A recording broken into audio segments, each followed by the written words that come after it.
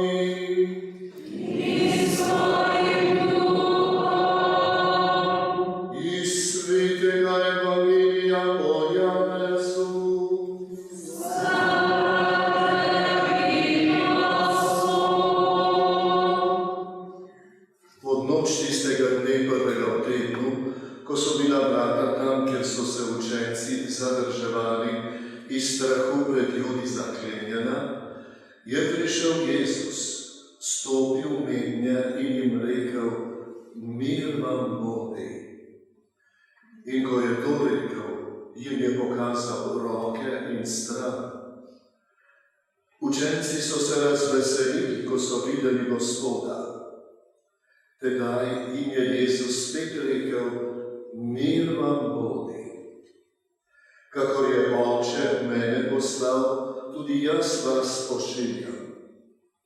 In ko je to izrekel, je dihnil vanje in jim dejal: prejmite Svetega Duha, katerim grehe odpustite, so jim odpuščeni, katerim jih zadržite, so jim zadržani.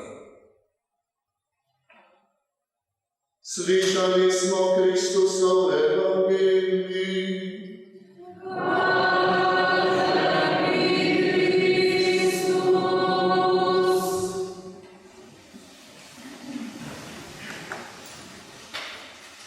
Dragi bratje, drage sestre,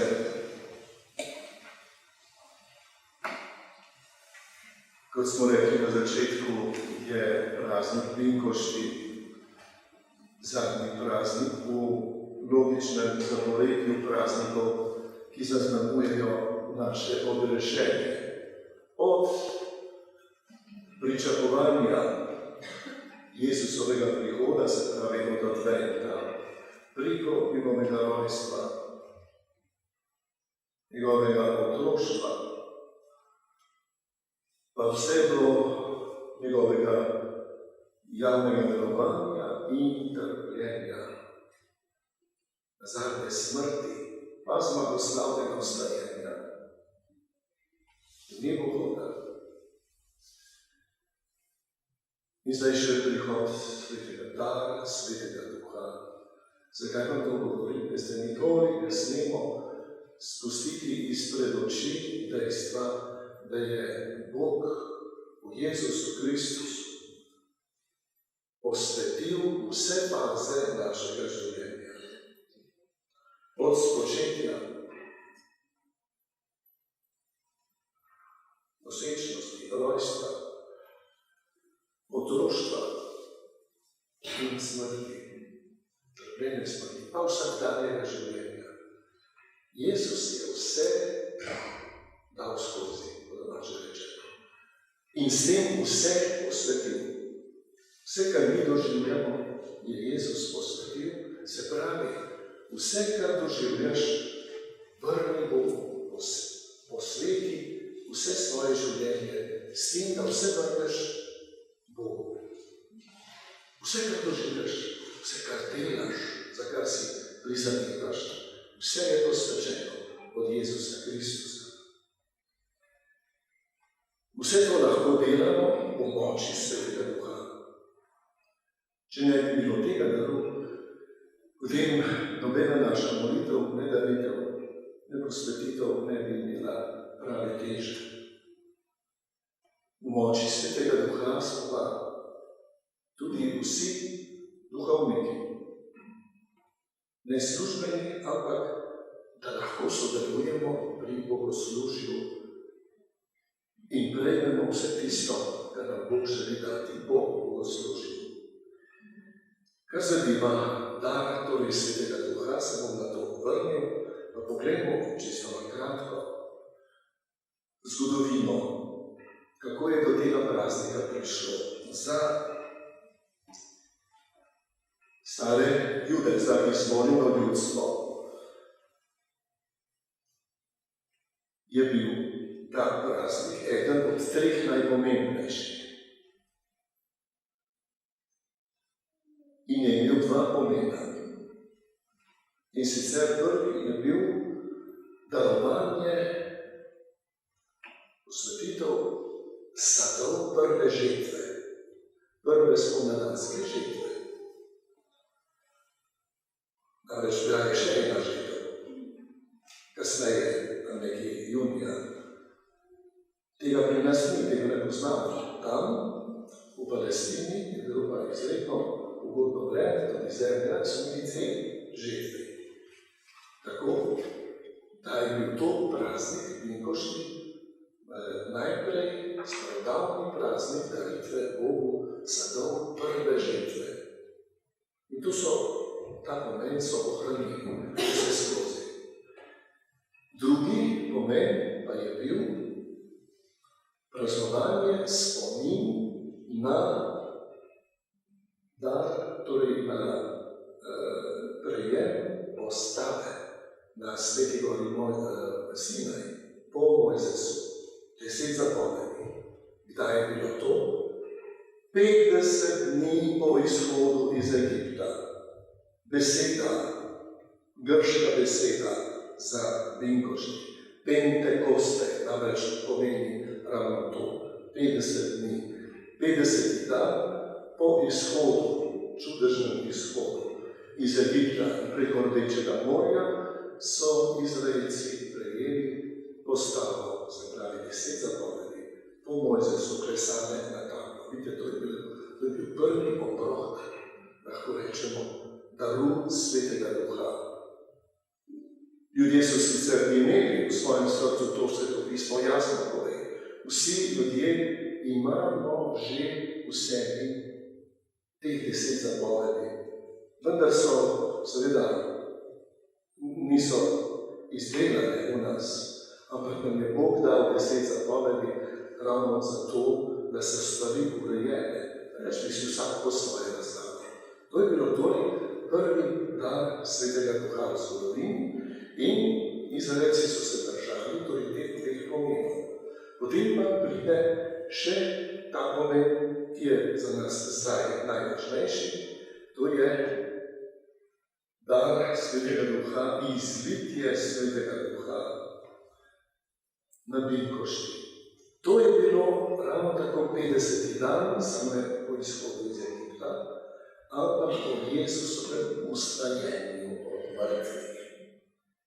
50. dan, 40 dni se je Jezus prikazoval in potem šel na nebo, po 40 dneh, še 10 dni so molili apostoli z Jezusovo materjo Marijo in 50. dan prejeli ta, kako smo slišali v prvem berilu, kakor ognjemet. Vihar, ognjemet, neka izredna zadeva je bila.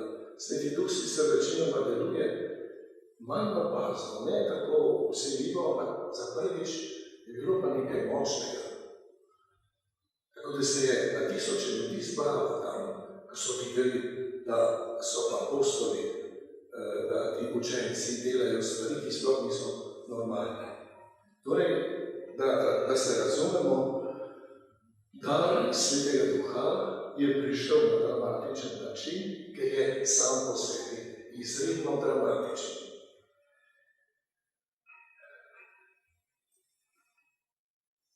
Zakaj? Vi ste vsi že slišali, pri verouku ste se učili tisti, ki ste imeli verouk, o darovih Svetega Duha.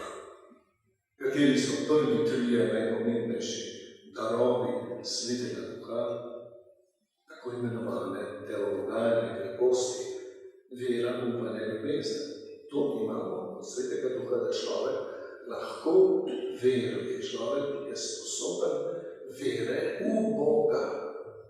Ne da verjamem pač tisto, kar se vidi, ampak da v Boga veruje, da veruje tudi tisto, česar ne vidi. Drugič, upanje, ljubezen, vse to so darovi Svetega Duha, osnovni za življenje v duhu oziroma za krščansko življenje.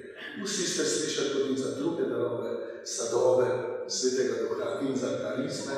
Ne bom tega zdaj razčlenjeval.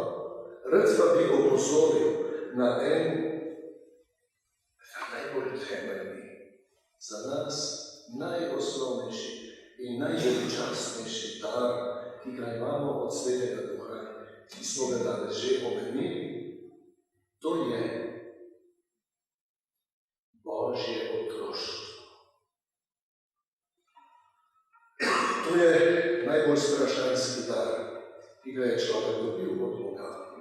Zakaj? Poglejte, takoj na začetku Svetega pisma, ob pripovedi o stvarjenju, je rečeno, da je bil človek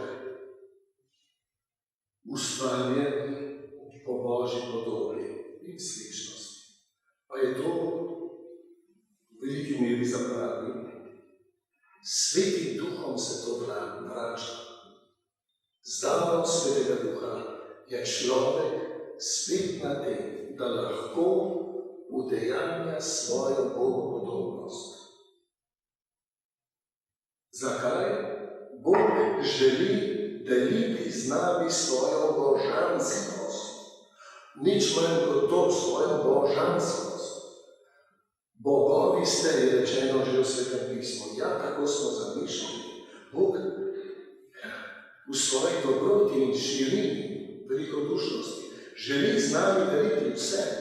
Jezus na tem mestu v Evangeliju pravi, vse sem vam povedal, kar sem prejel od svojega očeta, vse. Nič nisem zadržal zase. Povedal sem vam, kdo in kakšen je Bog.